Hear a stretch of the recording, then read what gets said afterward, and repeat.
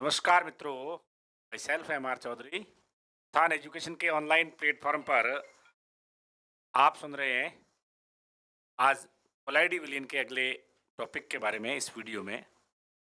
चलिए तैयार हो जाइए मेंटली और मानसिक रूप से सीखने के लिए।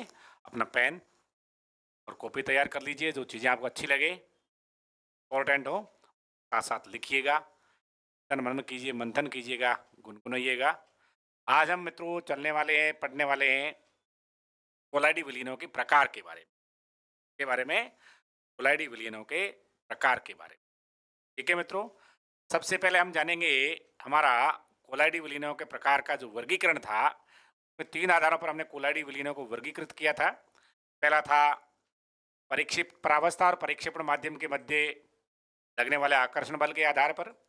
दूसरा वर्गीकरण का प्रकार था या आधार था हमारे पास परीक्षिप्त प्रावस्था के कणों की प्रकृति या कणों के आकार के आधार पर। और तीसरे प्रकार का हमारे पास था परीक्षित परावस्था और प्रक्षेपण माध्यम के मध्य व्यवहार के आधार पर। चलिए मित्रों, हम इन तीनों प्रकारों को एक एक कर अलग अलग करके पढ़ लेते हैं, सीख लेते हैं, देख लेते हैं। आप तैयार हो जाएं तब तक के लिए कि आज हमें क्या सीखना है, क्या देखना है। ठीक है मित्रों, तो पहला प्रकार है हमारा, पहला था भौतिक अवस्था के आधार पर, वो हमने कंप्लीट सीख लिया। और आज दूसरा प्रकार सीखने जा रहे हैं आकर्षण बलों के आधार पर। और उम्मीद करता हूं कि आप अब तक तैयार हो गए होंगे सीखने के लिए। चलिएगा, हम लिखते हैं हमारा आज का ये प्रकार उत्थान एजुकेशन के साथ दूसरे आधार पर वर्गीकरण का सेकंड टाइप है, वो है आकर्षण बलों के आधार पर। इसके आधार पर मित्रों, आकर्षण बलों के आधार पर आप बता सकते हैं क्या आकर्षण बल किस किस के बीच होंगे। हम किसकी डिस्कशन या किसकी चर्चा कर रहे हैं? तो मित्रों, हम चर्चा कर रहे हैं परिक्षिप्त प्रावस्था। क्या बोला मैं? परिक्षिप्त प्रावस्था और परिक्षेपण माध्यम। परिक्षिप्त प्रावस्था और परिक्षेपण माध्यम। सरल रूप में बोलूं, विलेय और विलायक। हालांकि यहाँ कोलाइडी विलियन वाले इस पोर्शन में, इस टॉपिक में विलेय और विलायक का इस्तेमाल नहीं कर सकते हैं। समझने के लिए मात्र पदार्थ कम मात्रा में है वो परिक्षिप्त परावस्था है, और जो अधिक मात्रा में है वो परिक्षेपण माध्यम है। इन दोनों कोश और द्रव के मध्य, द्रव और द्रव के मध्य किस प्रकार का आकर्षण बल है, आकर्षण बल है या नहीं, इसके आधार पर इन्हें दो वर्गों में बांटा गया है। दो वर्ग कौन कौन से हैं, लीजिए समझते हैं। एक है हमारा वर्गीकरण का प्रकार इस आकर्षण बल की प्रकृति के आधार पर, वो है द्रव स्नेही सॉल। क्या बोला मित्रों? द्रव स्नेही सॉल। इसका मतलब ये हुआ, सॉल से अभिप्राय आप जानते हैं सॉलिड इन लिक्विड। क्या बोला मैं? सॉल का अभिप्राय हुआ कोलाइडी विलियन, जिसमें परिक्षिप्त प्रावस्था ठोस अवस्था में है और परिक्षेपण माध्यम द्रव अवस्था में होता है। ऐसे कोलाइडी विलियन को सॉल कहते हैं। क्या बोलते हैं? सॉल। और हमारे पास याद करने का जो फॉर्मूला है, ट्रिक है, वो solid in liquid. If solid present in liquid होता है, ठोस द्रव में प्रेजेंट होता है कोलाइडी विलियन के, तो हम उसे सॉल बोलते हैं। द्रव स्नेही सॉल। और वर्गीकरण का दूसरा प्रकार है हमारा द्रव विरोधी सॉल। जी मित्रों, द्रव स्नेही सॉल और द्रव विरोधी सॉल। यदि हम परिक्षेपण माध्यम के रूप में जल लें, क्या बोला मित्रों? परिक्षेपण माध्यम के रूप में हम क्या ले लें? जल ले लें, तो क्या होगा? तो इसे हम कहेंगे जल विरोधी। क्या बोलेंगे मित्रों? जल विरोधी। इसे हम कहेंगे जल विरागी। इसे हम कहेंगे जल प्रतिकर्षी। देखो कितने नाम है, कितने समानार्थी नाम है। और इस तरफ हम बोलेंगे, यदि विलायक जल लेते हैं तो मेरे प्यारे मित्रों, हम इस प्रकार के सॉल को बोल देंगे जल स्नेही सॉल। क्या बोलेंगे? जल स्नेही सॉल। जल स्नेही सॉल मीन्स जल रागी सॉल, जल आकर्षी सॉल। अर्थ बहुत सरल और स्पष्ट। जब परिक्षिप्त प्रावस्था और परिक्षेपण माध्यम के मध्य आकर्षण, अट्रैक्शन हो, तो उसे कहेंगे द्रव स्नेही सॉल। जब परिक्षिप्त प्रावस्था ठोस, परिक्षेपण माध्यम द्रव के मध्य कोई आकर्षण नहीं हो, द्रव विरोधी, जल विरागी, जल विरोधी, जल प्रतिकृति सॉल। परिभाषित कैसे करें मित्रों? आइए सर ध्यान दीजिए इधर।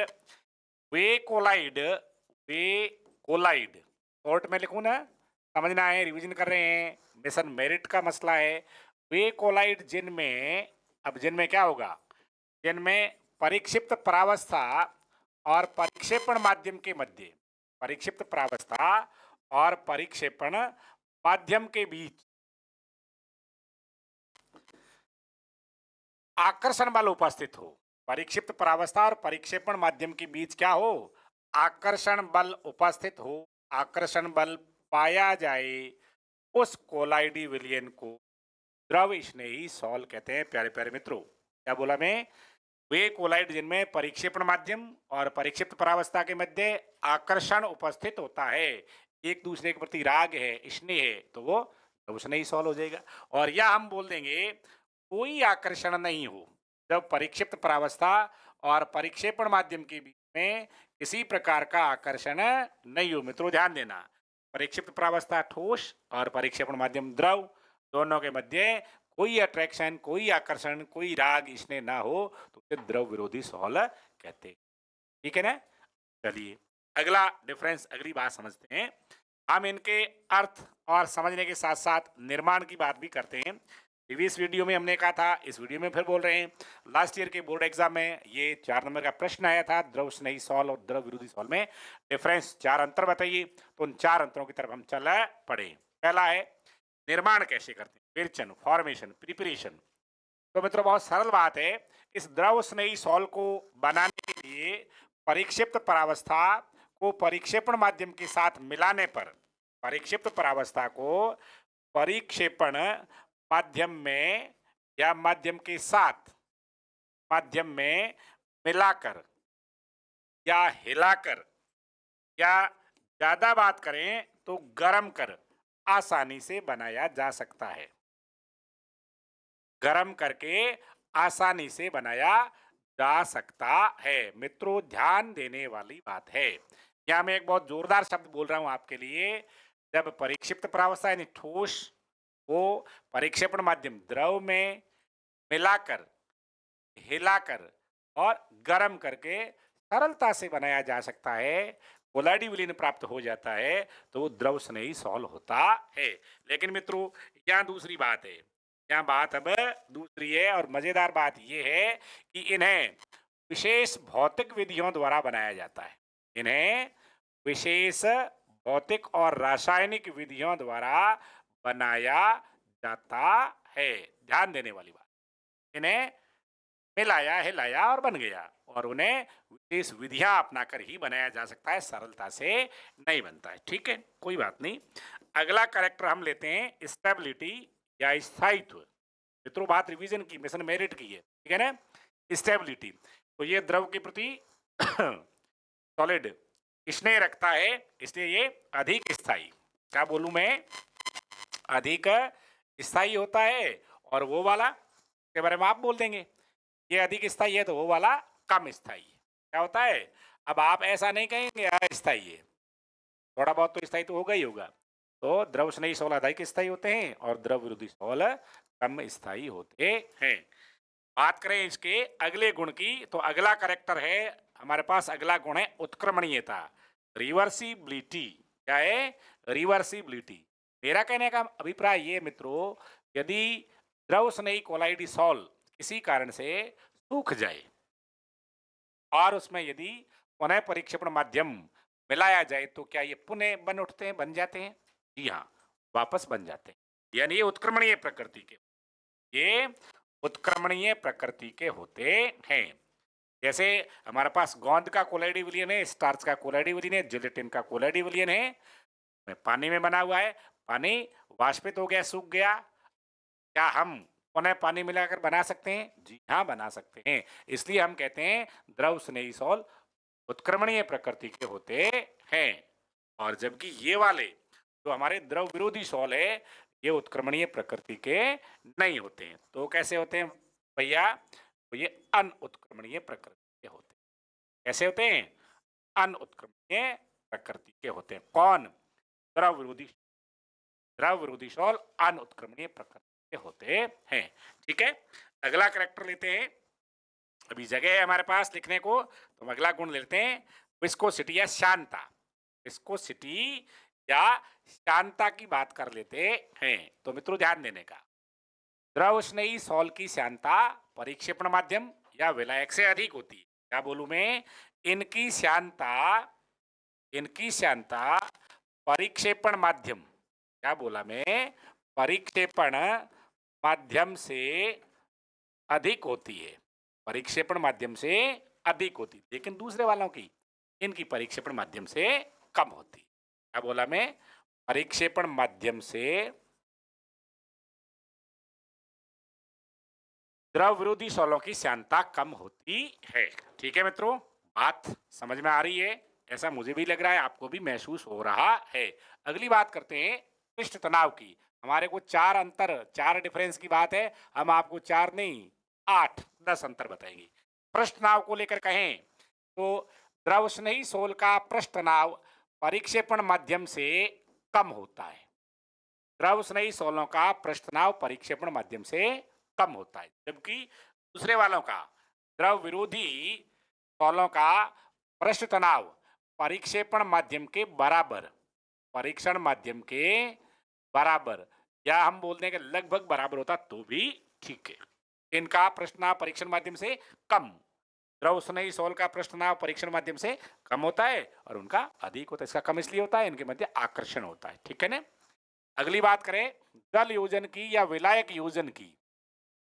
जल योजन या विलायक योजन, क्योंकि ये द्रव स्नेही है, जल स्नेही है, द्रव आकर्षी है, द्रव रागी है, तो इनकी सॉरी जल योजन की क्षमता अधिक होगी। इनका जल योजन या विलायक योजन अत्यधिक होता है, अत्यधिक का है। और दूसरे वाले इनका, इनका जल योजन या इनका विलायक योजन, आप बोलो बोलो बोलो, नहीं होता है। क्या होता है? जल योजन नहीं होता है। ध्यान देकर समझकर सीखें, इनका जल योजन नहीं होता है। ठीक है मित्रों, अगली बात करते हैं, यदि हम इनके कणों को देखने का प्रयास करें तो इनकी विजिबिलिटी, दृश्यता कैसी है?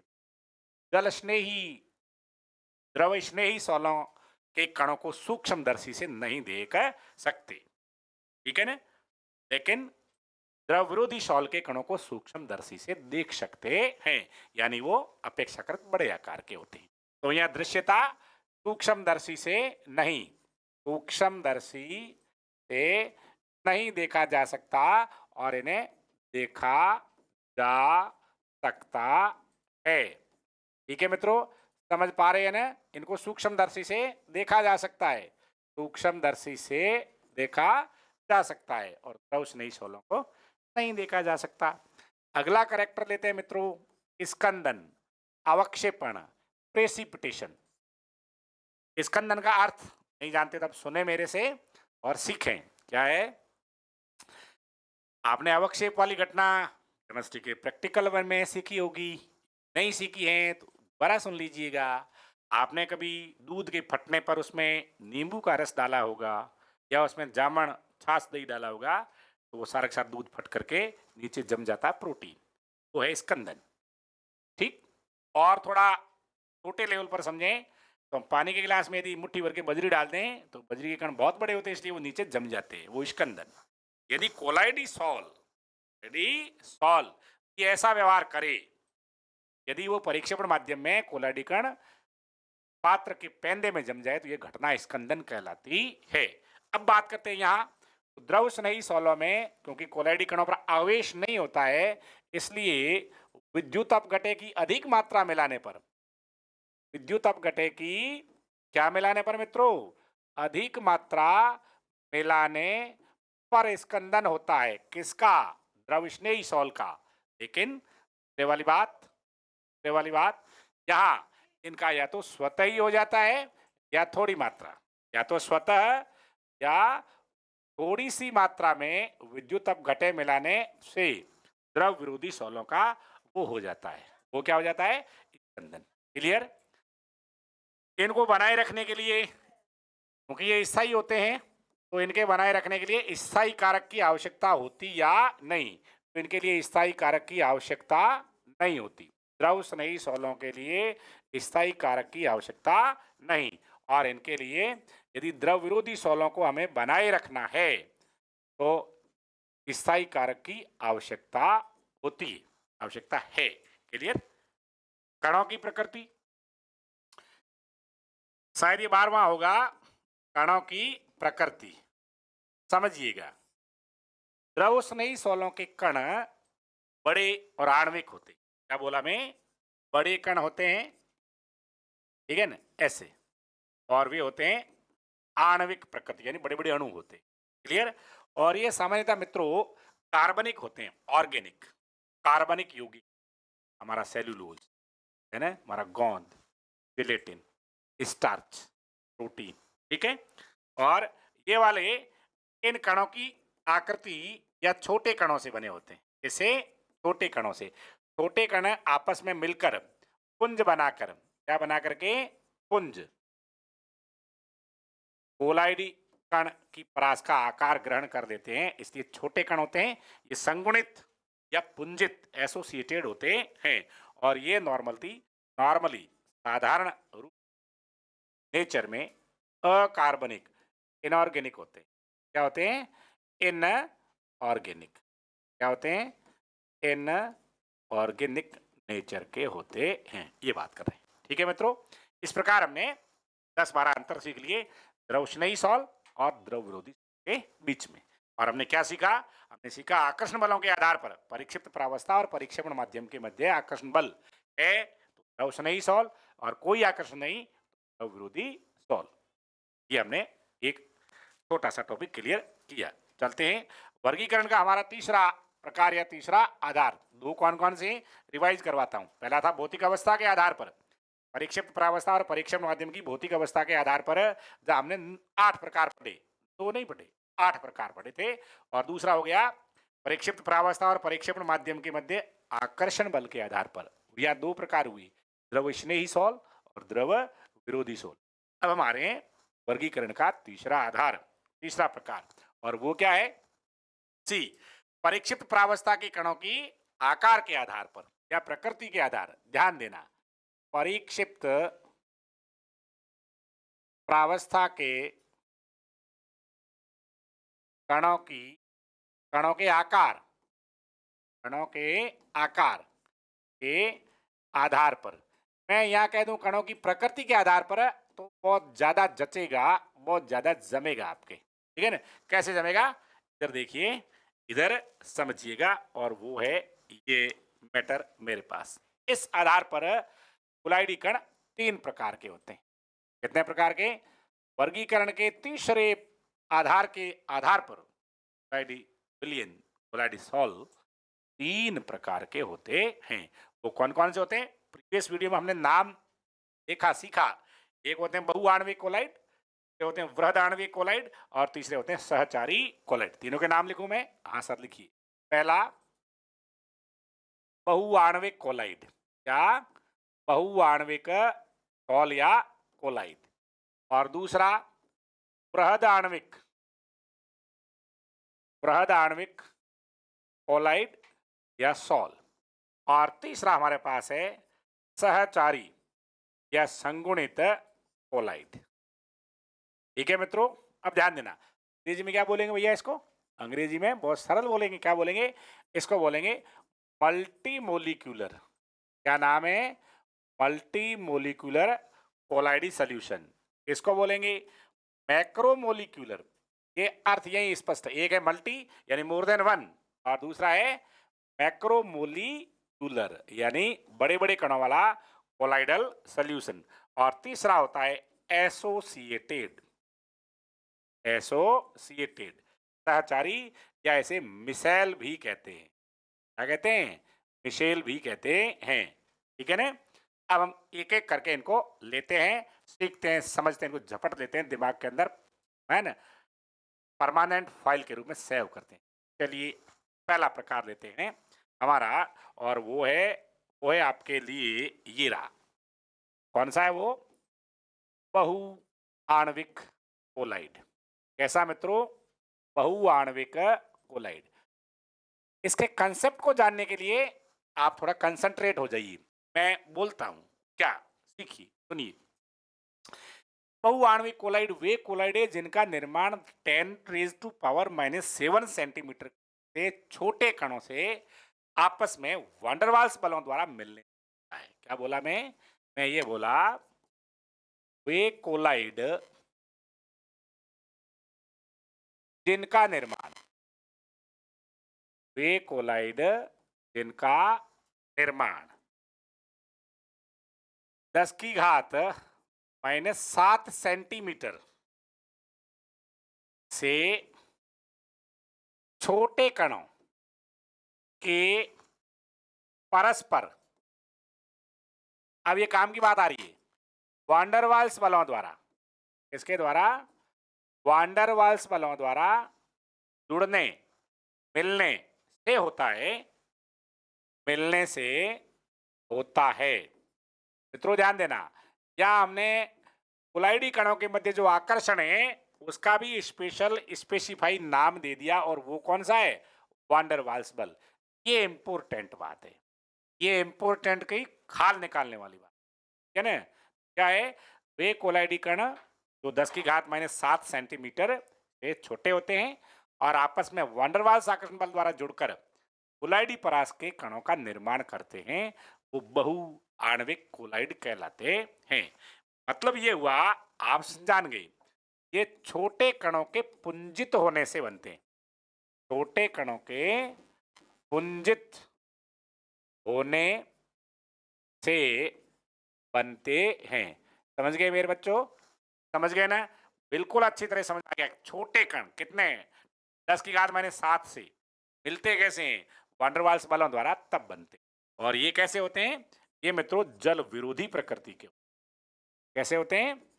जल विरोधी प्रकृति के। ध्यान देना, ध्यान देने की बात है। बहुआण्विक कोलाइड है वो जल विरोधी प्रकृति के होते। कैसी प्रकृति होते हैं? जल विरोधी प्रकृति के होते हैं। ठीक है ना? अगली बात करता हूं, इसका एग्जाम्पल बताओ श्रीमान जी। तो आपके लिए पेश है श्रीमान जी एग्जाम्पल, और हमारे पास ये एग्जाम्पल है सल्फर सॉल। क्या है? Sulphur sol. और प्यारे बच्चों आप जानते हैं सल्फर यानी S8 के लगभग तकरीबन 1000 से अधिक सल्फर के अणु, 1000 से अधिक सल्फर के कण आपस में मिलकर के सल्फर सॉल का निर्माण करते हैं, कोलाइडी कण बनाते हैं। दूसरा एग्जाम्पल मेरे पास है क्या? स्वर्ण सॉल, हम गोल्ड सॉल भी कहते हैं। क्या बोलते हैं? Gold sol. यहां भी गोल्ड धातु के 1000 से अधिक परमाणु आपस में वांडरवाल्स बलों द्वारा मिलकर बहुआण्विक कोलाइड का निर्माण करते हैं। ठीक है मित्रों, अगली चर्चा, अगली बारी वृहद आणविक कोलाइड की। आपको थोड़ा कतरा हो जाएगा, बाकी इसको यहां समझा जा सकता था, कतरा नहीं करें, आगे चलते हैं। हम लेते हैं हमारा दूसरा प्रकार है वो बहु। बहु को पूरा करने के बाद वृहद आणविक कोलाइड। कौन सा है? वृहद आणविक कोलाइड, वृहद आणविक सॉल। मित्रों ध्यान देना, अंग्रेजी नाम है ना इसका, अंग्रेजी वर्जन वो ज्यादा इंपॉर्टेंट है। वो किसी की इंग्लिश साउंड हो, मजबूत हो, ठीक हो, तो वो समझ सकता है।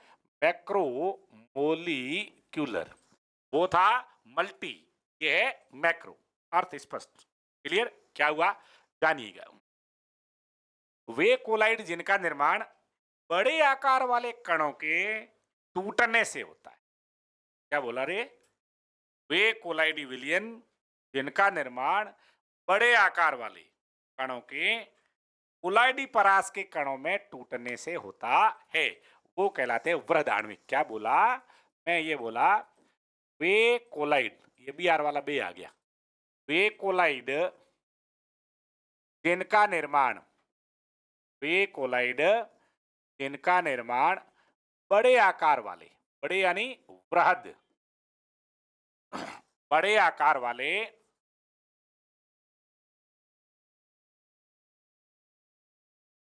कणों के टूटने एवं कोलाइडी परास के कण बनाने से होता है। कोलाइडी परास के कण बनाने से होता है। उन्हें क्या बोलेंगे मित्रों? उन्हें बोलेंगे वृहद आणविक कोलाइड, मैक्रो मॉलिक्यूलर कोलाइड। ठीक है मित्रों, समझ रहे हैं मेरी बात को? अगली बात समझिए। यानी बड़े बड़े अणु होते हैं, इनका आकार कोलाइडी कणों से भी बड़ा होता है, और जब ये किसी विद्युत अपघट्य में या परिक्षेपण माध्यम में मिलाए जाते हैं तो छोटे कणों में टूट जाते हैं। ये दो प्रकार के होते हैं मित्रों। ये कितने प्रकार के होते हैं? दो प्रकार के। कितने प्रकार के? दो प्रकार। दो प्रकार के होते हैं वृहद आणविक। कौन कौन से होते हैं? लिए चलता हूं आपको इन दोनों प्रकारों में। एक होते हैं प्राकृतिक वृहद आणविक कोलाइड। मित्रों ध्यान देना, उदाहरण पूछा जा सकता है, प्राकृतिक वृहद आणविक कोलाइड। और दूसरे होते हैं संश्लेषित वृहद आणविक कोलाइड। प्राकृतिक यानी नेचुरल, और संश्लेषित यानी आर्टिफिशियल, तो मानव मेढे प्रयोगशाला में बनाए जाते हैं। प्राकृतिक वृहद आणविक कोलाइड कौन कौन से हैं? जानना चाहेंगे ना? तो नहीं, बिल्कुल जानेंगे। तो हमारे पास एग्जाम्पल है। एग्जाम्पल फल ये रहा, starch, cellulose, protein, enzyme, gelatin. ठीक है ना? तीन, जेलेटिन, एंजाइम, ये इसके उदाहरण है। संश्लेषित में आ जाइए। संश्लेषित के एग्जाम भी चाहिए? बिल्कुल चाहिए, क्यों नहीं चाहिए। हमारे पास है नायलॉन, कृत्रिम रबड़, प्लास्टिक। अब प्लास्टिक कई प्रकार के होते हैं, एक नायलॉन से मामला जमता नहीं है। ठीक है मित्रों, कहां से आ गया?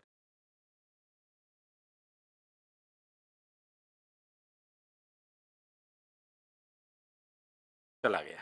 ठीक, ये कोई संश्लेषित वृहद आणविक कोलाइड आ गया है ना। तो ये नायलॉन, कृत्रिम रबड़, प्लास्टिक और पॉलीस्टाइरीन। और क्या नाम बोलूं? पॉलीस्टाइरीन। यानी आप संश्लेषित बहुलकों के नाम बोल दें तो वो सारे के सारे बृहद आणविक कोलाइड, मैक्रोमोलर कोलाइडल सॉल्यूशन होते हैं। ठीक है मित्रों, तो इस प्रकार हमारा दूसरा प्रकार के आधार पर परिक्षिप्त प्रावस्था के कणों के आकार या प्रकृति के आधार पर कोलाइडी विलीनों का दूसरा प्रकार। पहला हुआ था बहुआण्विक, बंधे रहते हैं वनडरवाल्स बल द्वारा, ये कर बनते हैं बड़े से छोटे कोलाइडी परास में, ये हुए वृहद आणविक। और आते हैं तीसरे के लिए। तीसरे के लिए हमारा थर्ड प्रकार है मित्रों, कौन सा? नाम बता सकते हैं? Can you tell me? Yes, why not? सहचारी कोलाइड। सहचारी कोलाइड। इस सहचारी कोलाइड का एक और नाम है भैया, अभी बोला था थोड़ी देर पहले, और वो होते हैं, हाँ हाँ, संगुणित कोलाइड। वो क्या होते हैं? संगुणित कोलाइड। ठीक है मित्रों, इसे इन्हें मिसेल भी कहते हैं। क्या कहते हैं? मिसेल। मिसेज नहीं बोलते हैं, मिसेल, MICLE। ठीक है ना, ये मिसाइल भी होते हैं। ठीक है मित्रों, अब आते हैं ये बनते कैसे हैं। ध्यान देना, वे पदार्थ जो कम सांद्रता पर विद्युत अपघटय जैसा व्यवहार करते हैं। ध्यान देना, ऐसे पदार्थ जो कम सांद्रता पर, न्यून सांद्रता पर, निम्न सांद्रता पर विद्युत अपघटय का व्यवहार करते हैं, लेकिन उच्च, हायर कंसंट्रेशन पर, उच्च सांद्रता पर या किसी विशिष्ट सांद्रता पर कोलाइडी विलयन जैसा व्यवहार करते हैं, सहचारी कोलाइड। तो परिभाषा कितनी जानदार है ना? आपको लगी कि नहीं लगी? मेरे को अवश्य लगी। क्या? वे पदार्थ जो निम्न या न्यून सांद्रता पर विद्युत अपघटय जैसा व्यवहार करते हैं। किसके जैसा? विद्युत अपघटय जैसा व्यवहार करते हैं। दिखाई तो दे रहा है ना? लेकिन, लेकिन क्या? अगर मगर, अगर मगर विशेष यानी विशिष्ट उच्च सांद्रता पर, विशिष्ट उच्च सांद्रता पर कोलाइडी व्यवहार करते हैं, कोलाइडी विलयन का व्यवहार करते हैं, कोलाइडी विलयन का व्यवहार करते हैं। मित्रों ध्यान देना, इंपॉर्टेंट बात को मैं यहां से अंडरलाइन करके सिखाता हूं। क्या? वे पदार्थ जो निम्न सांद्रता पर विद्युत अपघट्य जैसा व्यवहार करते हैं लेकिन उच्च सांद्रता पर कोलाइडी विलयन जैसा व्यवहार करते हैं, वो क्या कहलाते हैं? वो कहलाते हैं सहचारी कोलाइड, कहलाते हैं संगुणित कोलाइड, वो कहलाते हैं मिसेल। क्या कहलाते हैं? मिसेल कहलाते हैं। ठीक है मित्रों, बात समझ में आ रही होगी, समझ में आ रही है ना? ये द्रव स्नेही और द्रव विरोधी दोनों तरह के होते हैं। देखो खतरनाक बात है ना, सवाल पूछा जा सकता है। ये द्रव स्नेही और द्रव विरोधी दोनों तरह का व्यवहार करते हैं। संगुणन से बने कण मिशेल कहलाते हैं। खतरनाक बात क्या? दोनों बात या मैं लिख रहा हूं, द्रव स्नेही और द्रव विरोधी दोनों का व्यवहार करते हैं। अरे दोनों का व्यवहार करते हैं। प्यारे साथियों, विद्वान साथियों, शेरों शेरनियों, समझना, सहचारी कोलाइड के कण है, कोलाइड कण द्रव स्नेही भी होते हैं और द्रव विरोधी भी होते हैं। ठीक है ना? अगली बात, संगुणन से बने, संगुणन एसोसिएशन से बने कोलाइड या कोलाइडी कण मिसेल कहलाते। क्या कहलाते हैं? क्या कहलाते हैं? मिसेल कहलाते हैं। ये खतरनाक शब्द है, इंपोर्टेंट, खतरनाक नहीं, मिसेल कहलाते हैं। ठीक है मित्रों, यदि इनके सॉल्यूशन को कोलाइडी विलयन को तनु कर दिया जाए तो ये वाली बात जोरदार, तनुता पर पुनः पुनः पुनः यानी कोलाइडी पणा छोड़कर मूल स्थिति में आ जाते हैं। पुनः मूल स्थिति यानी विलयन के रूप में हो जाते हैं, कोलाइडी करैक्टर छोड़ देते हैं। अब मैं आपको ये बता देता हूं कि ये दोनों तरह का व्यवहार करते हैं ना, ये क्या मामला है। दोनों तरह के मामले का मतलब ये है, हमारे पास ये एक एग्जाम्पल है, देखना, ये एक साबुन का अणु है। क्या ये साबुन का अणु है? इसके इस वाले भाग में ये हाइड्रोकार्बनिक भाग है, ये लंबी श्रृंखला वाला है। ऐसा है, लंबी श्रृंखला वाला, और ये वाला भाग है ये अनायनिक है, सॉरी आयनिक है, इनऑर्गेनिक है। ठीक है ना? तो ये वाला भाग है, ये हमारा द्रव विरोधी है। ऐसा है, हमारा विरोधी नहीं है, द्रव विरोधी है, जल विरोधी है। और ये वाला भाग है जो आयनिक है, कैसा है, नेचर में आवेश लिए हुए है, ये वाला द्रव स्नेही है। यदि पानी की बात करें तो ये जल स्नेही है, और ये वाला भाग है जल विरोधी है। जल यानी जल के नजदीक नहीं जाता, जल के साथ बंधना नहीं, आकर्षण नहीं करता। इसको हम पुच्छ भाग भी कहते हैं। क्या कहते हैं? पुच्छ पोर्शन। और इसको शीर्ष भाग, सिर या हेड भी बोल देते हैं। खतरनाक है ना? तो ये बात आपके अब समझ में आ जानी चाहिए कि ये द्रव स्नेही और द्रव विरोधी दोनों प्रकार का व्यवहार रखते हैं। ये कोलाइडी कण यानी साबुन को एक निश्चित सांद्रता पर जल में घोल दिया जाता है तो वो मिसेल का निर्माण करता है, और वो मिसेल कोलाइडी कण है। वो निश्चित सांद्रता क्या होती है? वो निश्चित सांद्रता होती है मित्रों सीएमसी। क्या होती है? सीएमसी। बोर्ड एग्जाम का सवाल है ये। क्रांतिक मिसेल सांद्रता। क्या? क्रांतिक मिसेल सांद्रता, क्रांतिक मिसेल सांद्रता, क्रांतिक मिसेल सांद्रता, यानी वह निश्चित सांद्रता जिससे अधिक सांद्रता पर मिसेल का निर्माण होता है, क्रांतिक मिसेल सांद्रता कहलाती। क्या बोला मैं ये बोला मित्रों, वह निश्चित सांद्रता, ये वाला शब्द हमारे लिए महत्वपूर्ण है। वह निश्चित सांद्रता जिससे उच्च सांद्रता पर, यानी ये न्यूनतम है, जिससे उच्च सांद्रता पर मिसेल का निर्माण होता है, कोलाइडी कण का निर्माण होता है, उसको हम क्या बोलते हैं? तो हम बोलते हैं भैया क्रांतिक मिसेल सांद्रता। क्या बोलते हैं रे? क्रांतिक मिसेल सांद्रता। और आपके साबुन के लिए, इसके लिए ये सवाल पूछा गया नीट वीट एमस्वेम्स नर्सिंग बोर्ड सभी में, क्या साबुन के लिए क्रांतिक मिसेल सांद्रता 10 की घात -4 से 10 की घात -3 मोल प्रति लीटर होती है। समझे भैया? साबुन के लिए सीएमसी क्रांतिक मिसेल सांद्रता 10⁻⁻⁴ से 10⁻⁻³ मोल प्रति लीटर होती है। अच्छा जी, एक बात यहां और है, वो है क्राफ्ट ताप। क्या है? क्राफ्ट ताप, सीटी, क्राफ्ट टेम्परेचर। यानी वह तापमान जिससे अधिक ताप पर मिसेल बनता है, वह तापमान से उच्च ताप पर मिसाइल का निर्माण होता है, उस मिनिमम टेम्परेचर को क्राफ्ट टेम्परेचर या क्राफ्ट ताप कहते हैं। ठीक है मित्रों, इस तरह से हमारा तीसरा प्रकार सहचारी संगुणित या मिसाइल भी हो गया। उम्मीद है आप बहुत अच्छे से समझे होंगे। ये चलते हैं इसको और आगे। मित्रों, अब ये समस्या है हमारे पास, समस्या नहीं, हमारे पास एक बहुत अच्छी बात है। मिसाइल कैसे बनता है? मिसाइल कैसे बनता है? मिसाइल बनने की प्रक्रिया है ना मित्रों, उसका क्या नाम है जानते हैं? यदि नहीं तो ये लो, और यदि जानते हैं वेरी वेल। आखिर स्टूडेंट किसके? मिसैलीकरण। मिसैलीकरण क्या सीख रहे हैं? मिसैलीकरण, ऐसी वैसी नहीं, मिसैलीकरण। मिसैलीकरण का मतलब है मिसाइल बनने की प्रक्रिया, process of formation of micelle. मिसैलीकरण जानिए कैसे बनता है मिसैलीकरण, कैसे बनता। पहले तो आप लोग ये जान चुके हैं कि हमारे पास सोडियम स्टीयरेट, क्या बोला मैं? सोडियम स्टीयरेट, ये एक साबुन का रासायनिक नाम है। सोडियम स्टीयरेट ये एक साबुन का रासायनिक नाम है। कई बार पूछते हैं साबुन का रासायनिक नाम बताइए, तो सोडियम स्टीयरेट, सोडियम परमेटेट, सोडियम ओलिएट। ठीक है, तो ये सोडियम स्टीयरेट क्या है? आपको गड़बड़ नहीं लगे इसलिए मैं आपकी मदद के लिए लिख देता हूं, sodium stearate. Okay, stearate, clear?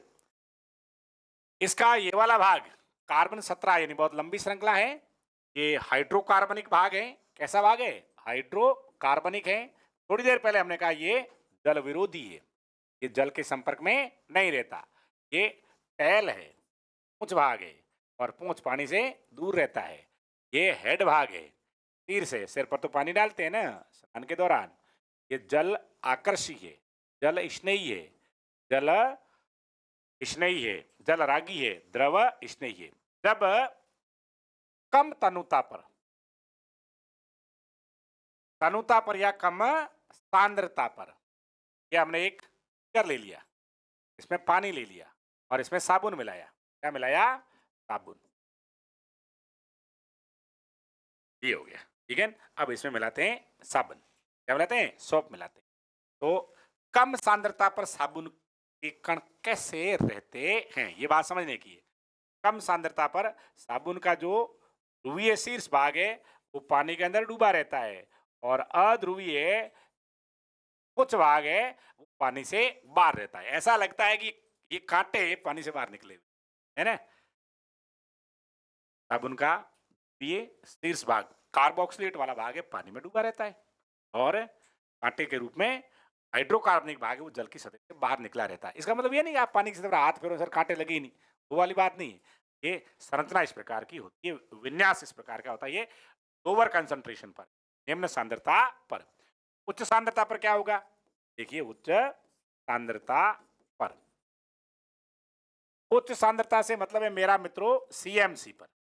इस पर है सीएमसी पर, यानी 10 की घात, 10 की घात क्या घात? 10 की घात है -4 से 10 की घात -3 मोल प्रति लीटर पर। अब ये फिर पानी, ये आपका पानी, ठीक है ना? और ये पानी के अंदर कोई गंदगी है, तेल है, वसा है, मैल है, चिकनाई है, ये आपका पानी, ठीक है ना? पानी को पानी जैसा लिख देते हैं, पानी को पानी जैसा, ये पानी।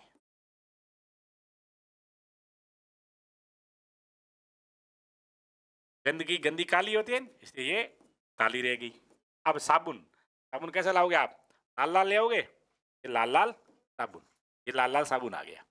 ये साबुन का जो ध्रुवीय भाग है वो तो मेरे प्यारे प्यारे बच्चों, मेरे प्यारे मित्रों, मेरे प्यारे गुरुजनों, मेरे साथियों, मेरे दोस्तों, मेरे भाइयों, मेरे बहनों, मेरे शेरों और शेरनियों, ये इस तरह से इसके साथ जुड़ जाता है। कौन जुड़ रहा है? ये साबुन। और साबुन का कौन सा भाग जुड़ रहा है प्यारे बच्चों? साबुन का अध्रुवीय भाग है, कुछ भाग है, टेल पोर्शन है, हाइड्रोकार्बनिक श्रृंखला वाला भाग है, वो इस गंदगी से, तेल से मैल से, चिकनाई से इस तरह से जुड़ गया। ठीक है ना? और जो इसका ध्रुवीय भाग है, आयनिक भाग है, शीर्ष भाग है, पानी में इस तरह से डूबा रहता है, पानी से मिला रहता है। अब साबुन ने दोनों के साथ गठबंधन कर लिया, गंदगी के साथ, मैल के साथ, वसा के साथ, तेल के साथ, चिकनाई के साथ और पानी के साथ, दोनों को बांध लिया। अब इस स्थिति में ये कपड़े की सतह पर, हमारी त्वचा की सतह पर या बर्तन की या किसी उपकरण इंस्ट्रूमेंट की सतह पर इस तरह से मिसेल बन गया रगड़ने के बाद में। अब हम इसको स्वच्छ करने के लिए क्या करते हैं? खंगालते हैं। क्या करते हैं? खंगालते हैं। तब क्या होता है? सबसे पहले सुनिए। अब ये जो मिसेल बना, इस मिसेल के बनने के घटता क्रम को मिसेलीकरण कहते हैं। उसके बाद क्या होगा? जब हम इसे खंगालते हैं, क्या करते हैं मित्रों? खंगोलते हैं या खंगालते हैं। खंगालते का मतलब हम ज्यादा पानी डालते हैं, ज्यादा पानी डालते हैं। कहाँ डालते हैं? उस सतह पर, उस जगह पर जहां मिसेल का निर्माण हुआ है। ज्यादा पानी डालेंगे तो चारों ओर जो जल का ध्रुवीय शीर्ष भाग बाहर निकला हुआ है, जल के संपर्क में आएगा और जल अपने साथ बहा कर ले जाएगा। जिससे क्या होगा? जिससे वो सतह पर गंदगी, मैल, चिकनाई, वसा है, वो स्वच्छ हो जाएगी। वो मिसाइल यहां से चलकर पानी के साथ बह जाएगा। कौन बह जाएगा? तो बोलो कौन बह जाएगा? कौन बह जाएगा? बोलो नाम तो। मिसाइल बह जाएगा। मिसाइल बह जाएगा। इस तरह से साबुन और अपमार्जक शोधन का कार्य करते हैं। कुल मिलाकर मैं ये कह दूं ना, तो आपके ये लास्ट पॉइंट हो जाएगा। क्या? साबुन जल में घुलकर पायस बनाते हैं। क्या बनाते हैं? पायस बनाते हैं। और उस क्रिया को बोलते हैं पायसीकरण। साबुन पायसीकरण की क्रिया द्वारा स्वच्छता का काम करते हैं, शोधन क्रिया करते हैं। उम्मीद करता हूँ कि आपको ये बढ़िया से समझ में आ गया। अगला वीडियो देखने के लिए ऐसी उत्कंठा यश के साथ तैयार रहेगा। तब तक अपने साथी एमआर चौधरी को दीजिएगा इजाजत। लाइक, शेयर और सब्सक्राइब करना कतई नहीं भूलना।